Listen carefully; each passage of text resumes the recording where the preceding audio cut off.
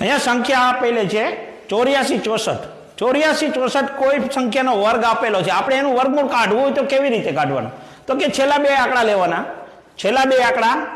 64 આપેલા છે 64 એ કેમનો વર્ગ છે તો કે 8 નો વર્ગ છે એટલે અહીંયા લખીને કે 8 હવે 84 પ્લસ 8 એટલે કે આ કેમનો વર્ગ છે 92 નો વર્ગ છે એ જ રીતે જોવામાં આવે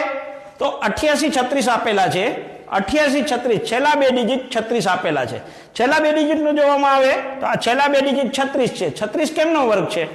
તો કે 6 નો વર્ગ છે 88 ની અંદર 6 પ્લસ કરવાના 88 માં 6 પ્લસ કરવામાં આવે જેથી કરીને 94 ઓકે આ જ રીતે આનો જવાબ તમારે કોમેન્ટ બોક્સમાં આપવાનો છે અને આવી નાની નાની શોર્ટ ટ્રીકો જોવા માટે અમારી ચેનલને ફોલો કરો।